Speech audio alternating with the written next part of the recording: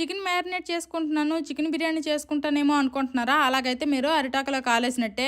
నేను ఊర్లో ఉండేటప్పుడు మా నాన్న పశువుల సాల కోసమని ఎదురు బొంగులు కట్ చేసుకుంటున్నారు. అది చూసిన నాకు బొంగులో చికెన్ గుర్తొచ్చేసింది. వెంటనే బొంగులో చికెన్ చేసుకుంటానా, ఇలాగ బొంగులు కావాలంటే మా నాన్న కట్ చేసి ఇచ్చారు. అది మేము బెంగాల్ అయితే తీసుకొచ్చాము. బొంగులో చికెన్ చేసుకునే ముందు బొంగును బాగా వాష్ చేసుకోవాలి. అలాగే బొంగు ఇలా పచ్చగానే ఉండాలి, ఎండిపోతే పనికిరాదు. ఇలా బాగా వాష్ చేసుకున్న బొంగులోకి ముందుగా మ్యారినేట్ చేసుకున్న చికెన్ మొత్తం పెట్టేసుకోవాలి. ఇది చూడటానికి చిన్న బొంగులాగా ఉన్నా సరే 1/2 కేజీ కంటే ఎక్కువ చికెనే పట్టేసింది. ఇప్పుడు మనం కాల్చుకుంటాం కాబట్టి ఆ స్మెల్ మొత్తం బయటికి వెళ్ళిపోకుండా మీద అరిటాకుతో ఇలా కవర్ చేసుకోవాలి. నేను మొత్తం రెడీ చేసి ఇస్తే మా ఆయన మాత్రం ఇలా ఫైర్ దగ్గర కాల్చారు. మా ఆయనకి బొంగులో చికెన్ తినడమేమో కానీ పులుసు కారిపోయింది. ఇలాగ ఎక్కువ మంట మీద 30 నుంచి 40 నిమిషాలు బాగా కాల్చుకున్నారు. తర్వాత అదే పొయ్యి మీద చల్లగా అయ్యేంత వరకు వదిలేసాము. తర్వాత అయితే తీసి తిన్నాము. చాలా బాగుంది. నేను ఫస్ట్ టైం తింటున్నాను. సూపర్ అనిపించింది. మీలో ఎంతమంది బొంగులో చికెన్ తిన్నారో కామెంట్ చేయండి. Bye bye.